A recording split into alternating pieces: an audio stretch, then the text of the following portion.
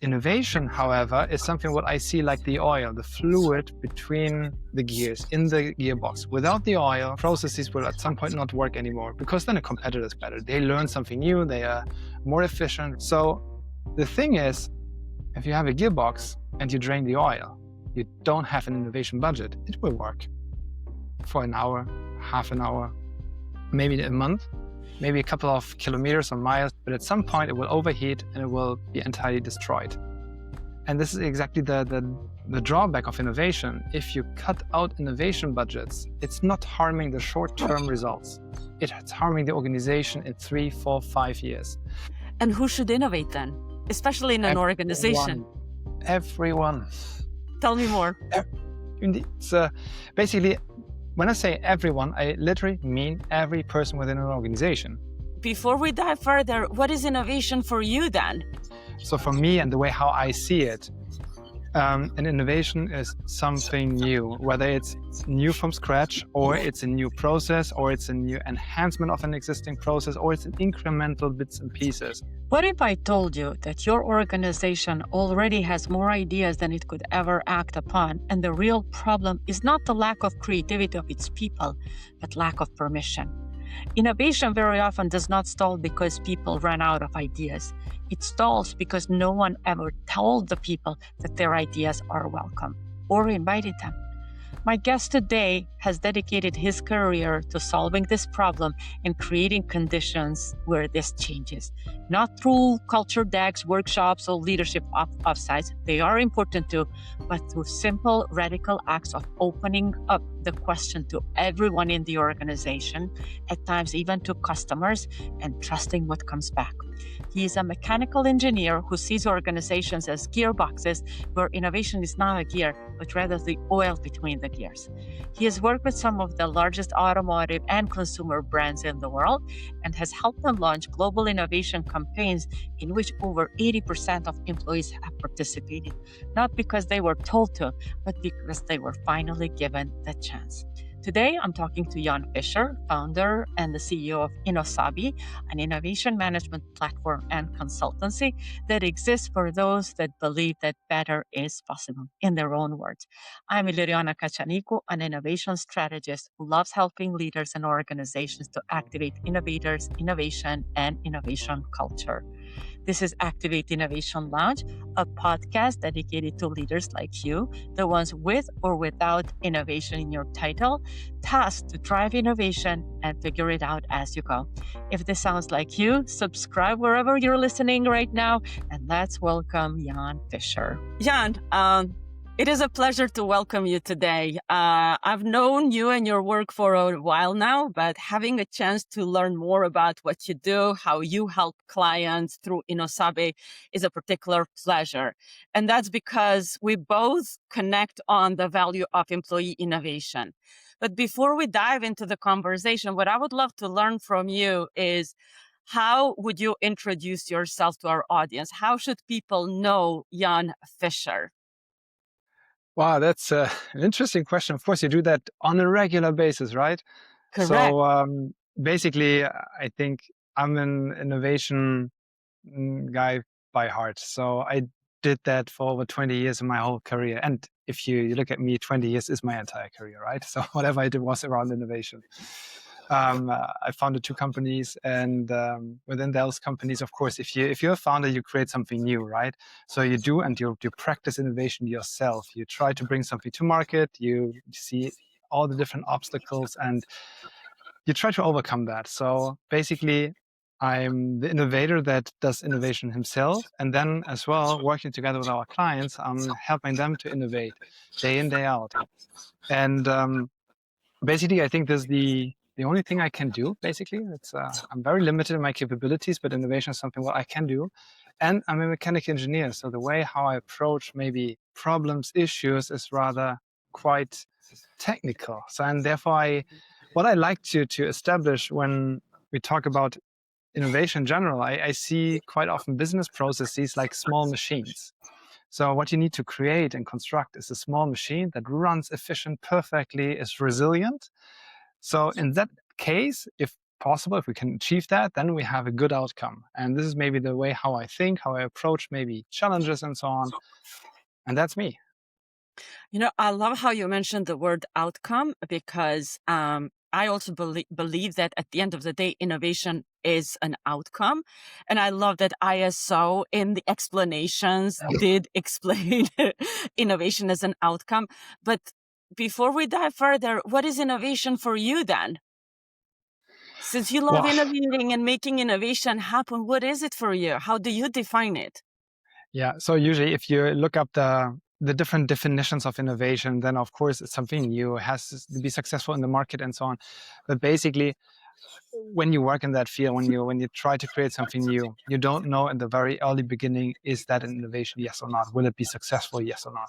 So for me, and the way how I see it, an innovation is something new, whether it's new from scratch, or it's a new process, or it's a new enhancement of an existing process, or it's an incremental bits and pieces. Of course, this goes down to maybe idea management, incremental ideas, and so on.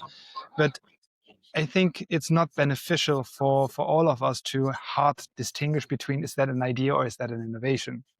Whatever is new and whatever increases the status quo, makes the status quo better, whenever it makes the organization more efficient, more successful, we can call that, from my point of view, an innovation. We shouldn't bother whether it's correct per definition. It's about, does it help the organization or the individual, of course.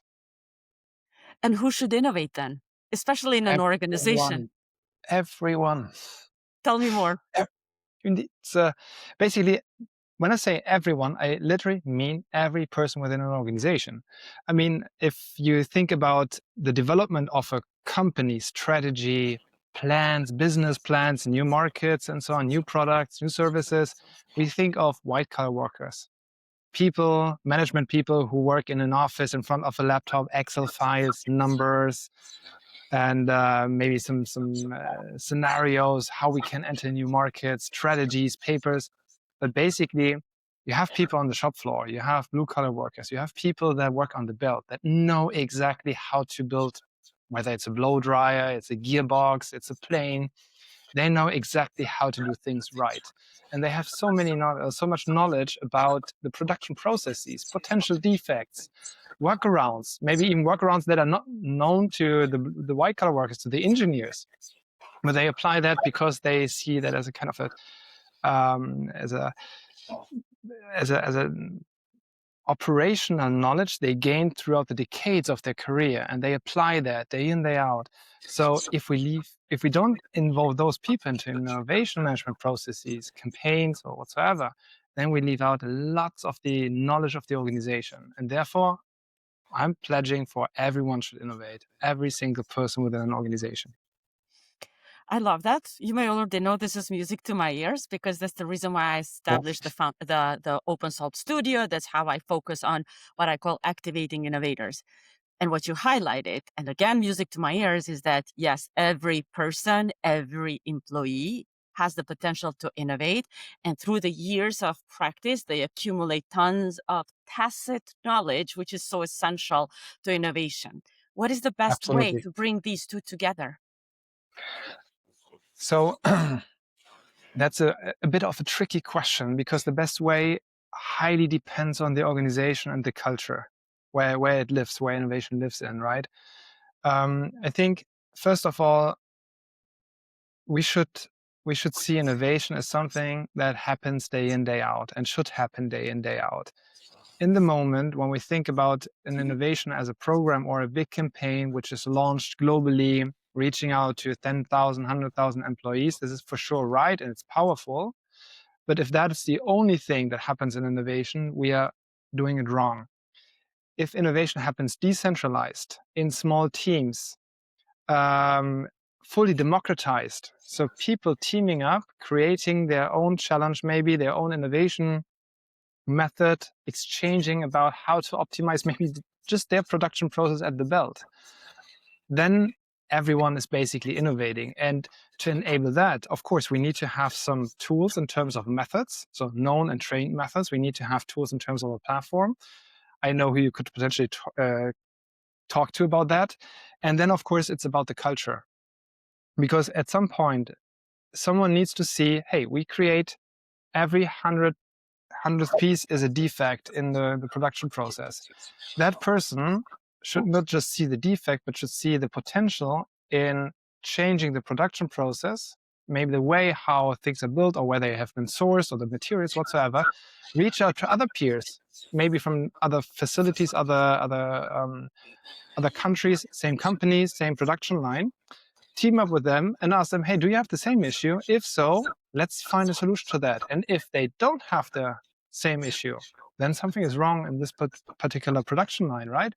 So having the person that first sees that and then takes action, this is key. And this happens only if you have the correct culture in your organization. Who builds the culture? Who is responsible for the culture in an organization? I'd love to say everyone, but I know that not everyone can shape the culture. First and foremost, of course, C-level executives. If they don't, let's say, preach innovation and believe in innovation, it will be hard for the middle management to create an innovation culture.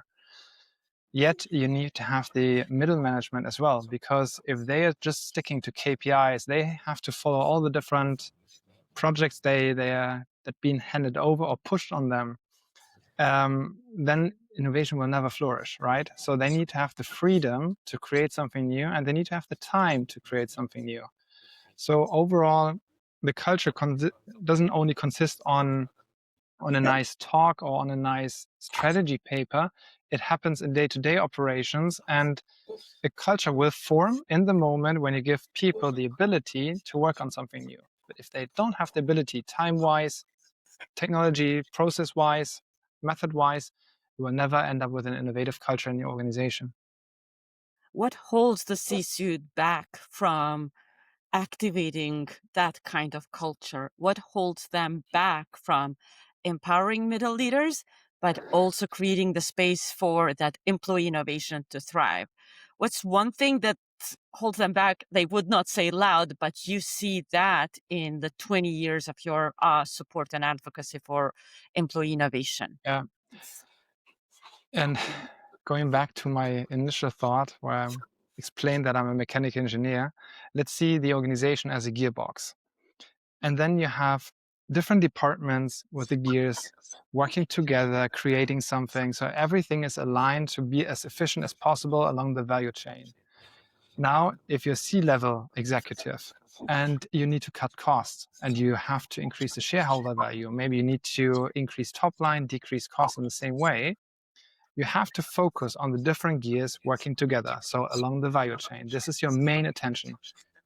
Innovation, however, is something what I see like the oil, the fluid between the gears in the gearbox. Without the oil, the processes will at some point not work anymore, because then a competitor is better. They learn something new, they are more efficient, right?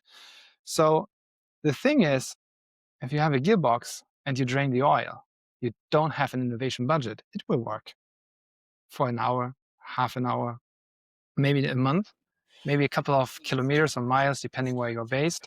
But at some point, it will overheat and it will be entirely destroyed.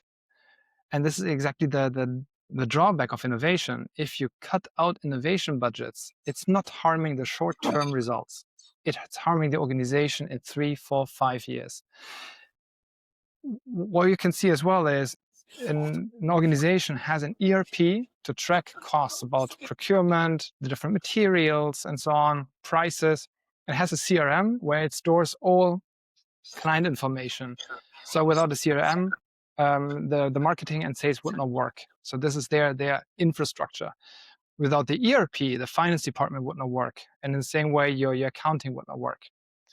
Without an innovation management platform, an innovation strategy in place, your future will not work, because this is what aligns the organization towards the future, adapts the organization, the products, the services towards future needs, because it's anticipating what's going to change in the upcoming 3, 4, 5 years. Taking action now, small, tiny steps that have a huge impact in 3 to 4 years, and therefore making the company future ready. But if you're not future ready, you will see that in the future, but not in year 1, not in year 2. And this is exactly the drawback of innovation and the struggle for C-level executives. If I want to explain that to a grandma, I always say, like, you want to be certain what are you going to sell 1 or 2 years from now versus what you're selling now or next 3 months or 6 months. And this is like one thing that I love to tell, especially to the finance people, because you can worry about what's coming in now and what's going out in terms of Right. the financial resources of an organization. But how certain are you that this is the same thing that is going to work in this exactly way 2 or 3 years from now? Adaptation is the survival at the end of the day. Where does it start in an organization? If an organization has never had a formalized innovation operation, where should it start with practicing innovation? I'm not quite sure that I can answer that question because it's tough. If we think about the small family-owned businesses, let's think about the pizza guy around your corner. Maybe he has his whole family working there. This guy will practice innovation day in, day out. He talks to his own consumers, to his clients. He asks them exactly all the time, what should I change on my recipe? Do you like my pizza? Why don't you like the salami pizza whatsoever? And this ongoing discussion, it's a mindset rather. This makes him adapting his own product portfolio, his own product services towards the future, making him future ready. The bigger the organization grows, the more tricky it gets, right? So, and now let's think about the 100,000 employee big corporation. Who is then responsible for innovation? Who's talking to the client day in, day out? And who has the ability to just decide what's going to change? So, circling back to your question, where does innovation start? Basically, it starts everywhere, in every single department, in every business aspect, in every process, in everything you do. If you're an accountant and you see how you can optimize a tiny incremental bit of your work, you should do it and you should start. And therefore, the starting point can sit everywhere in the organization. I love Professor Rita McGrath's metaphor that snow melts from the edges, and you a bit hinted on that. But I know it can start anywhere. It needs to start from, in my perspective, it needs to start from the executive level, because without a green light from the executive level, it is not going to happen. Yeah. It can happen in pockets in small cases, but it's not going to start replicating in other departments. But at the end of the day, because the snow melts from the edges, I feel and I do believe that it's the employees, the boots on the ground, the frontline employees that are the first one to sense the consumer behavior change or sense new preferences, sense the declined sales on certain items versus some other ones. And so Yeah. that's why I believe every organization needs to be very cognizant of that knowledge that is already there and bring it into the innovation process. So, because you are so invested in supporting organizations with employee innovation, can you give us a few good examples of bringing this employee talent, tacit knowledge, wisdom into the innovation process? Give me an example that it worked perfectly well. Yeah, there's one example, and it ties directly to what you said earlier. A couple of years back, we had a big automotive company as a client. And their top management said, we want to change our organization because maybe in 10 or 15 years, we're not selling cars anymore, we are selling mobility. So huge shift for such an organization, right? And therefore, and they wanted to create a movement towards changing the whole organization and changing the individual, because with selling mobility, an entire different skill set is required from the average employee, right? So the idea was, we give the guidance, we are becoming a mobility company, and we want you as employees to help us fostering that change, or at least driving that change. Therefore, you can come up with your own initiatives, with your own challenges, programs. You pitch them in front of a board, similar to a Shark Tank. And then you get first of all, the employees got a huge bunch of money, a huge load of money to invest in the best ideas. So this was bottom up. So the initiatives were bottom up. So management decided the direction. The individual ideas or initiatives were coming bottom up from the employees. And then there was a budget distributed among all the employees, and they had to invest in the best ideas that make the company future ready. So it's not about what makes maybe the food in the canteen better or what makes the car faster. It was about where should we invest in order to make our company future ready.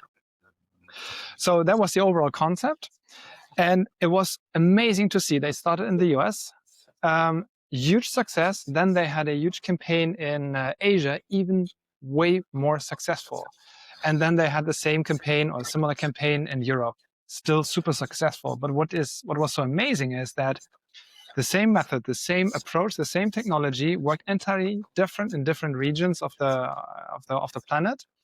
And I liked it so much because it was top down and bottom up, and it fit perfectly together. It was like a perfect combination, and it felt naturally for everyone. You mentioned that this was a very successful campaign. What made it successful? So if you create a new innovation program, then of course everyone is invited to participate. And how many people do you expect to participate in percentage of the overall employees? Maybe you think about, would be great if 30%, 20% help me contribute. Here we had over 80% of all employees contributing with ideas, with investments, with likes, with comments, with ratings and so on. So it was a movement, and it was created like this in the moment when it went live. That was cool. What happened to the best ideas from that campaign or best initiatives? They have been realized, so they have been implemented. Unfortunately, I cannot talk about the details, but they have been pitched as well in front of the C-level executives, in front of the board.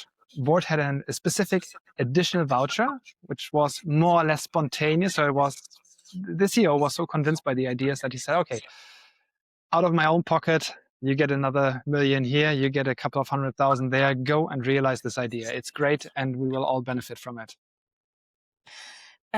I like how you explain this and with this example, because when you start an innovation campaign like this, or like a global innovation challenge within a multinational corporation, I assume it was a corporation with operations across the continent, across the planet, then the success has really multiple layers. Because if you want to activate the culture, you definitely look at the number of people that have been engaged in one way or the other. And of course, you celebrate especially those who were courageous to submit ideas or initiatives, either as individuals or as teams. And then the other layer is the solutions, with the number of solutions that are workable or ideas that have been prototyped. And then I guess that the ultimate success will be like, what have been the solutions that have been productized and commercialized and brought to the customers? Do you know of any other example that you can talk about with or without mentioning the name of the organization that you know of, that the solution went to the market, but it came from an employee ideation campaign of any model? Basically, there are hundreds. So it's quite fun. So when I'm sitting in a car of that specific brand, even nowadays, that client worked a lot with us 10 years ago. And 10 years ago, we were heavily involved in the R&D processes, and we could see what kind of ideas they had. If you sit in that car, I can point to, hey, this is something they developed 10 years ago. Oh, this is cool. This has been developed 15 years ago. So you see it basically everywhere. And the same for others of our clients. So whether it's gummy bears, sometimes it's scarves, it could be a drink, a yogurt, a smoothie. You see it basically everywhere.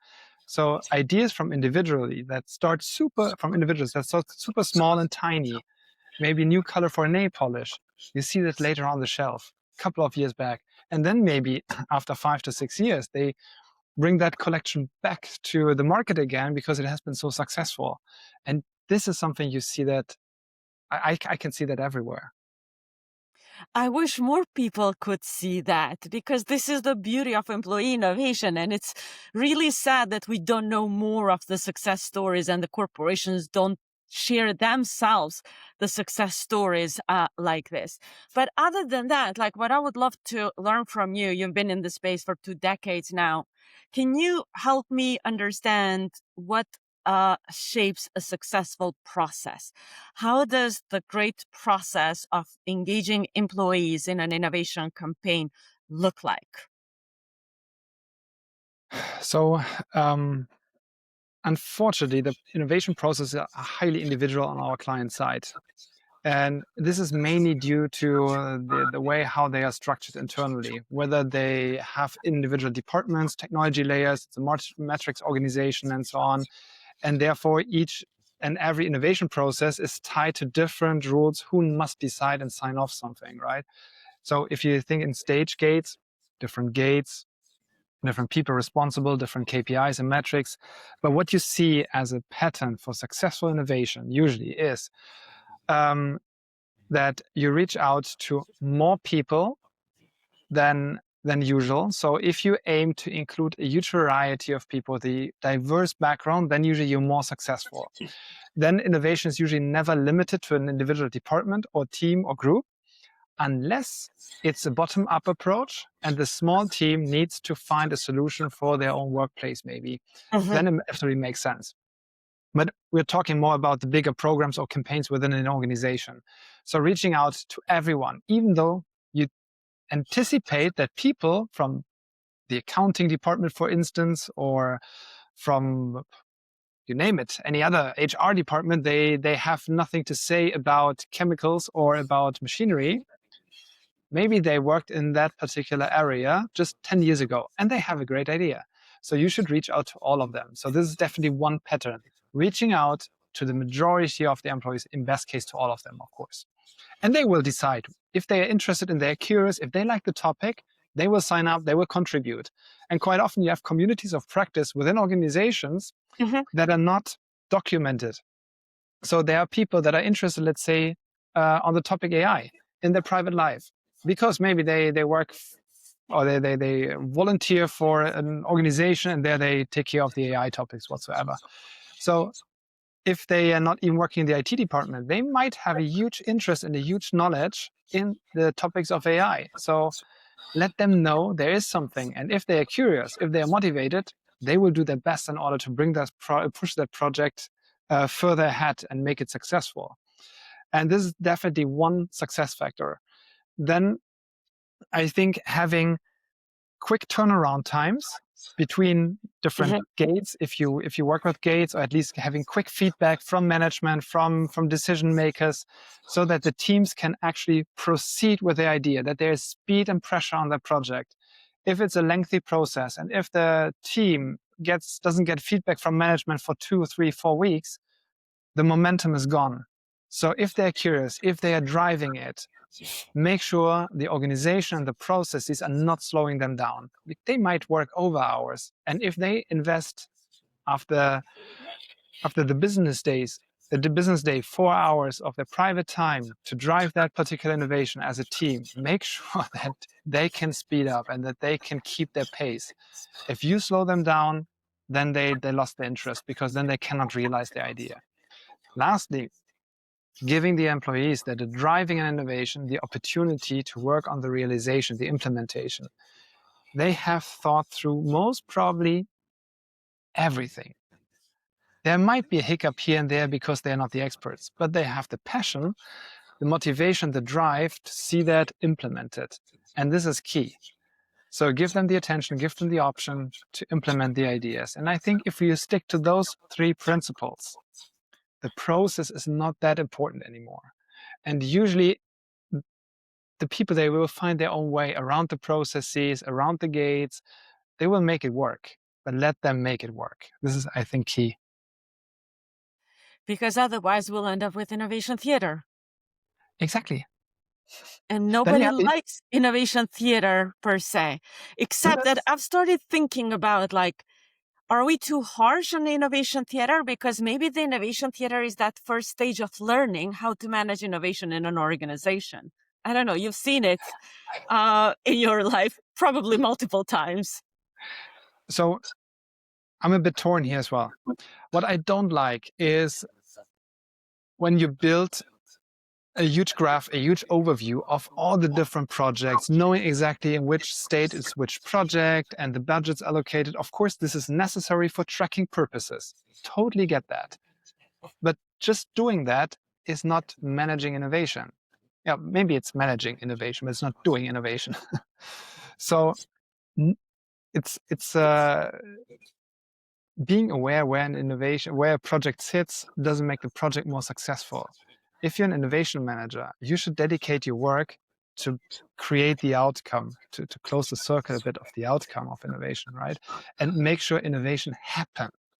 And don't just treat KPIs, examine the status of an innovation project, knowing exactly where it is. Knowing where in the process an innovation project it sits doesn't make the project better. Focus on helping the teams, making the teams more successful, then innovation will flourish. And what you're highlighting here is that at times you can support people to do innovation in your organization. But then in the same time, in parallel, you can always combine that with different learning experiences. You can provide them extra tools, extra trainings that they deem necessary in order to solve the problem. And that would be like, again, that added value or very valuable support to making innovation happen and to see it through all the way till the end. And you don't end up with an innovation theater or killed project just because there was a learnable skill missing from the solution, but it simply did not go through because that was the only thing missing. And this is what I'm seeing now, especially with AI adoption, because with no matter whether we like it or not, AI is here to stay. It is reality. It is reshaping everything that we do. And it is reshaping everything, even in an organization. So just because an organization does not necessarily know yet how to adopt AI, then it could be a great opportunity to upskill employees and then see what they are going to do and how they are going to solve problems. I take a lot of motivation from the Flight Stories AI agent challenge. They had 100% participation. Okay, this is an organization with about 200 employees, so you can achieve 100% participation. But even if you get 50% participation in any other larger organization, you are still going to combine knowledge, novelty, making innovation happen, and then upskilling the employees to do something different and faster and better. Do you see things like this happening already in innovation space, or you see different kind of interaction between AI and innovation management? So AI, of course, is a big thing in innovation as well. And what we see as of today, and I talked a lot about that in particular in the past 2 weeks. I was discussing with different people that the concept of AI and how it is applied in innovation is quite interesting. So the overall outcome of all the discussions were that innovation is more or less like a horizontal layer. So you have, let's say, a couple of thousand innovation challenges across the organization for different subjects, different topics, and so on, decentralized, big initiatives, everything combined. So it's like a huge noise of people working together, clustering information, driving ideas forward. And then you have AI, and AI is rather like a vertical. You can use an AI or an AI agent to summarize what is the organization thinking about, what are our main pressing challenges, what is the outcome of this and that project, what people are discussing here. It can summarize huge data sets. So, and what you create on an innovation platform is an insane amount of data, opinions, ideas, bad ideas, good ideas, comments, and so on, improvements. So AI can summarize that, which is great. AI can help you structure innovation. It's great as well. But all of those tasks are not being carried out by innovation managers anymore in the future. And I'm saying in the future because AI is not broadly applied yet in innovation departments, because quite often the IT department is nowadays overwhelmed with AI requests from different other departments, and they just need to assess who has access to data, is data being used for training, and so on. So with that technology coming into day-to-day operations of innovation managers, the jobs for innovation managers will change drastically. Away from all the repetitive tasks, creating reports, analyzing what people are discussing, towards most probably 80% focusing on the culture of innovation. And the way how I see it, AI will elevate and make the role of an innovation manager more joyful because the boring stuff is being done by an AI, but more challenging as well, and definitely more interesting because you can focus as a human being, as a professional, innovation professional, on things that an AI cannot do, changing the mindset and the culture within an organization. And this is key, and this is only something people, human beings, can do. And if that is your core competency, then you have a super critical role within the organization.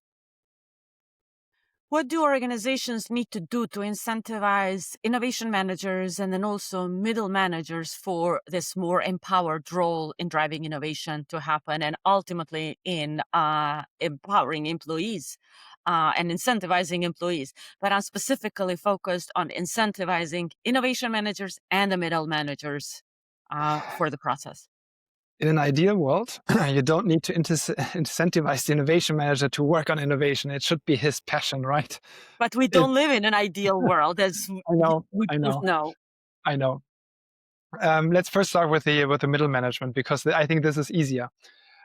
Middle management, we should incentivize them and make sure that the KPIs are not just about efficiency, cost saving, and maybe additional revenue. Parts of their work and their responsibility should be to change the status quo, assuming that every change is a change towards the better, because better is possible. I think I would start with that, changing existing processes, product, services. Of course, with the intention that the change is optimizing the organization. And if that becomes a standard, then the organization is already working towards the future jointly together. Thinking about the innovation managers, I think it is absolutely tricky to think about the incentivization for an innovation manager with that. They will have a huge lever in their hand when they are not responsible anymore for the repetitive tasks that are being carried out by the AI. So they have additional time. And I'm saying additional time because I don't anticipate, or I don't want to see that innovation managers being laid off because the AI will carry out some of their tasks, right? So if we have the same workforce within an organization, they can dedicate their time towards the future, fully commit towards the future, and therefore should have a way bigger impact on the organization. If we want to combine that with an incentivization, then in best case, I would combine that with any kind of activity that pays off in earliest year 3, year 4, year 5. If we can tie that towards the future, and then the question is, of course, how do you tie that to the future? Because they want to have the payment now. Then maybe it is if you work with the innovation horizons, then maybe the amount of higher progressing innovations on Horizon 2 or Horizon 3 maybe could be a way so that we aim and we try to focus them on working on the revolution instead of the incremental bits and pieces. The incremental bits and pieces are done by the middle management in such a case because they work on the efficiency already then today. But the innovation managers, if they focus on Horizon 2 and 3, maybe this should fit pretty well together. Have you seen any good examples of how either have been either incentivized or empowered to become, okay, it's like especially for middle managers, have you seen any good examples of them being supported to become the drivers of innovation in organizations that you have had a chance to work with?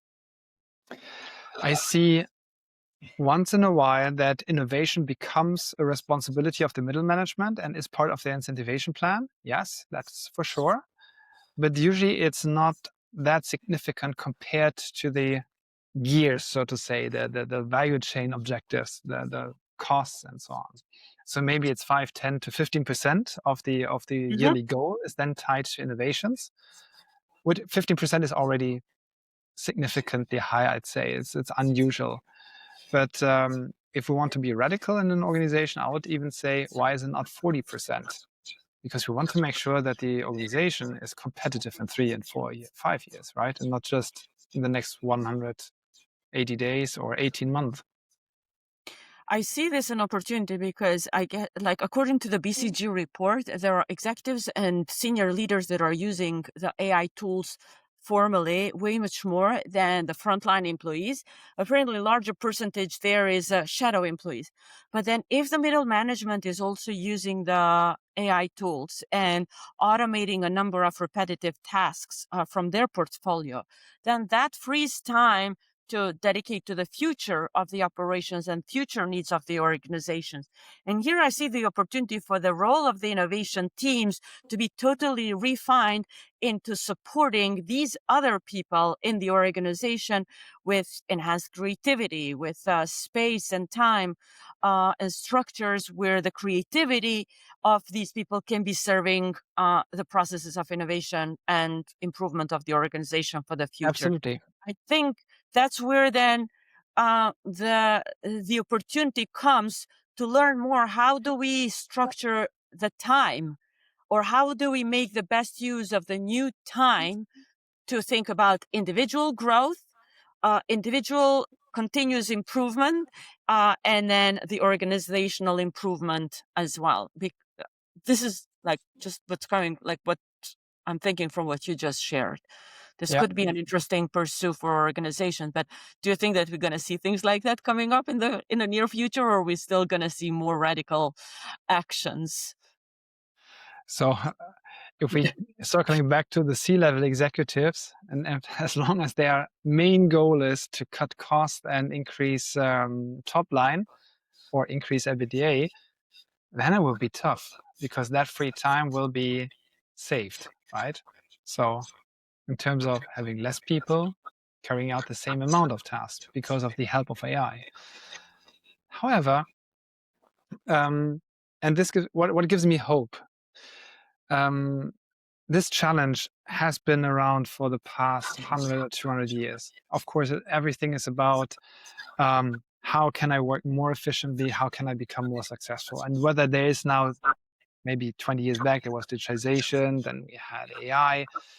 We will have new technologies in the upcoming 20 years as well. So technologies will drive efficiency quite significantly. Mm-hmm. Do you want to have the efficiency gain entirely saved for the sake of having less production costs? You can do that, of course.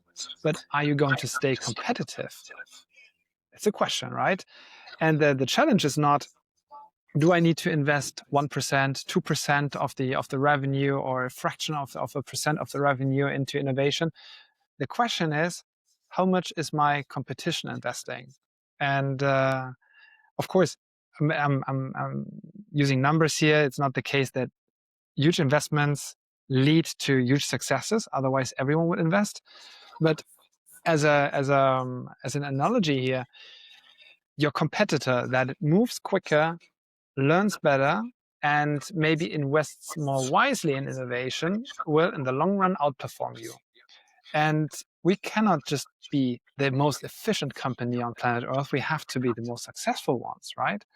So in order to cope with the competition, we must innovate. And I think now the question is, how bold is an organization or is a C-level executive here? Does he thinks we want to be number one? Then he has to invest maybe in innovation. And then he challenges all his peers, the whole industry. Not in the next year, not in the year after that, but in the following years. It's the long-term investment here. And if that's a way putting some pressure on the organization, that's exactly what you should do. Or maybe you drive efficiency, you cut costs, you have a super lean organization, but maybe too lean. And the coin flips in 3 to 4 years because someone else has better products, better services, better USPs. And then maybe with economies of scale, at some point, even a better price. So, but this is a challenge, and I think the market will balance that in a way. And this is my biggest hope. Innovation will be key because we compete with others, and we don't only compete on price, we compete on value for clients, and we compete on future value, maybe in terms of long-term success. Okay, so I want to bring now the conversation a bit closer to home. I want to learn about innosabi. So 3 years from now, what's one thing that innosabi stops doing because the market no longer needs it? What are you doing today that is going to become obsolete and you're going to have to reinvent yourselves for 3 years from now? So basically, for sure, and yes, we make innovation management platforms. The platform will look entirely different in 3 years, but as well in 6 and 9 and 10 and 12 years. We can never stop changing what we're doing right now. I think what will be gone in a couple of years is generic dashboards in innovation management tools. If you need a dashboard, if you need a KPI, an assessment, you create it right away. But there is no standard hard-coded dashboard anymore. This is a thing of the past. Then maybe everything around just documenting innovation will be less important. As I said, you have more AI tools here and there. You can create ad hoc research, ad hoc summaries, and so on. So everything that is coming from that area, is around that area of features in the platform, will be gone as well. What's coming new? I guess it's the next question from you.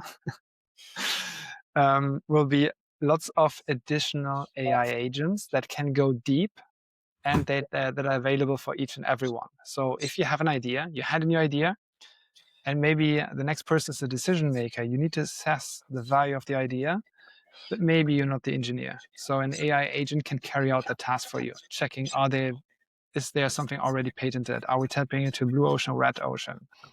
Who is a potential supplier for me? Does that supplier comply with my regulation requirements? Does that supplier deliver in my dedicated region? So all of that will be carried out by agents, and you have a quick summary of the whole idea. The prototypes are already there. The question is just how to refine them, and it will take a couple of years until they will be perfectly refined. And what's going to stay is everything around changing and fostering a culture of innovation. And how are you going to engage innosabi employees to innovate? So I try. Or do you do that already?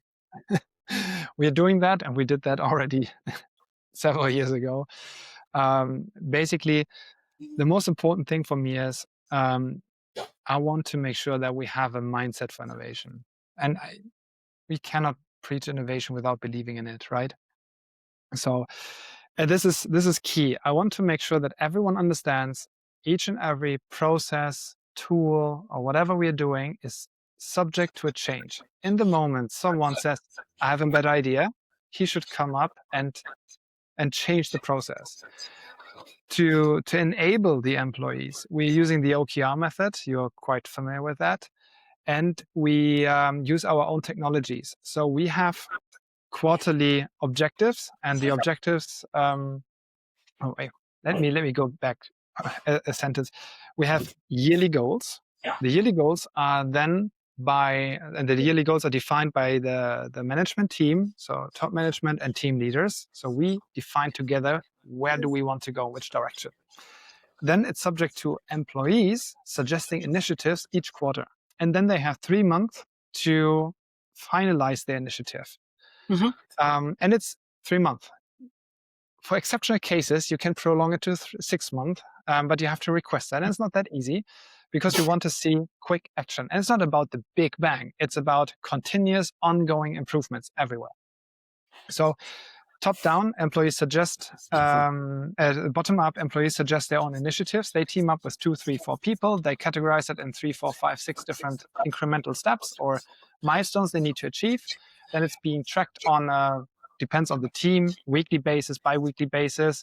So we track and follow that. And at the very end of the quarter, you have to present in front of the whole audience, in front of the whole team. This was my objective for this quarter. This is what we achieved. And we failed or we did not fail. This is the standard OKR method. And then you carry on with the next quarter. And of course, our tools are used in order to to gather the ideas, to structure the comments, to work and document the outcome. And what is the reward or recognition that has worked the best for to incentivize your employees, the innosabi employees, to be this innovative? Is there any anything, any specific incentive that you have applied? So there's no incentive tied to money. As I said, it's a culture of innovation. So we want to have the people that are passionate to change something, to optimize something. If you're happy and you lean back and you think everything is perfect, most probably we are not the right company for that. Everything is perfect for a moment, but not tomorrow anymore, because we learned something, you saw something, maybe someone complained, something didn't go well, you can change it, you can optimize that. And I think if we talk about all the different people, sometimes we have maybe at the end of the year a small prize, a small award that goes to some of the who are super passionate, super driving a project and so on. So I think this is the recognition is I think the biggest driver here. So to surface the passion of the individuals, and then I think this is rather an incentivization which is highly individual, but goes back to, did I change something? Did I had an impact in the organization? If you look back as an employee at innosabi and you worked in 4 consecutive quarters on different projects, and you see how your own workplace changed due to your own projects, to your own passion, and I think this gives lots of lots of motivation back to the employees, because they can see they can change the organization, they have a say in the organization, and if they take the initiative, they have usually freedom to operate, and they can, they have an impact. That's the freedom to fail and freedom to try and not to be judged if it doesn't work, but to be celebrated and recognized when it works. Jan, this has been a fantastic conversation. And before I conclude and let you go to your weekend, because it's Friday, and especially this afternoon in Germany by now, I want to ask you, what is one thing about innovation that is still puzzling you, you don't have the answer to, but you would love to pose that question to the audience of the podcast? Well, I would like to break for all, and it's a tricky challenge for all innovators across the globe. I'd like to crack the nut of how does innovation and an hour spent in an innovation topic is paying off later on. The tricky thing about innovation, all the time, we can calculate an ROI, but only if we're looking back. We cannot calculate an ROI of innovation into the future. It's doable with procurement. So if you have a standing contract for the next 5 years and you negotiate better prices, in the moment you negotiate, you can calculate the savings for the organization. In the same way, if you sell more within a specific contract, then of course you can see the top line growth as well. But I'd like to find out, how can we assess an innovation today with the future impact? It seems to be impossible because it's the future. It's maybe a new market, it's a new category, a new product, an entire new service. So we don't have any kind of information about that. But getting a better grip on the individual cases, this will lead to a situation where it's way easier for innovation managers to discuss with management about budget, about importance, about time spent on innovation, because I'm absolutely convinced an hour spent in innovation pays off a couple of times in the future. So maybe it gives you back a day of time. $100 spent in innovation maybe comes back with $1,000 in 2 or 3 years. The question is, how can we guarantee and how can we assess this chain? How can we tie that together? In the moment we can tie that close together, I think then we can drastically change innovation within organizations, because then no one will block innovations anymore. Everyone can see and directly foresee the impact. It would be such a powerful insight to understand the value of an hour in investment in innovation versus the benefits from the outcome that will come down the road. I hope we will both learn a lot of valuable insights from the audience. So we'll be in touch and I'll keep you posted. Jan Of Fischer, course. vielen Dank. This has been a fantastic conversation and I look to many more conversations like this. In the meantime, keep making the world better because it is possible. Of course. I will never stop. Thank you, Liliana. Bitte schön. Jan left us with something that every leader needs to hear. Innovation is not the responsibility of a team, a department, or a title only. It's the responsibility of everyone. It's the responsibility of employee who finally gets the permission to share their idea, or of the customer who gets the opportunity to mix her own color of nail polish, of the supplier who has the answer about the next best spare part, the board that awards the vouchers, and the CEO activates the innovators and then awards even additional budget for the best ideas to develop further. The moment we stop treating innovation as somebody else's job, that's when everything changes. So Jan, thank you very much for sharing this wisdom with us. Now it's your turn. Jan is curious to learn from you. How do you make the case for innovation investment in your organization today when the payoff is years away and impossible to quantify? What has worked for you? What hasn't? Let's crack this nut together. And if today's conversation has made you think more about how you may activate innovation in your organization, then head to opensolvestudio.com. We are a boutique consultancy and we help leaders and organizations like yours to activate innovators, innovation, and innovation culture.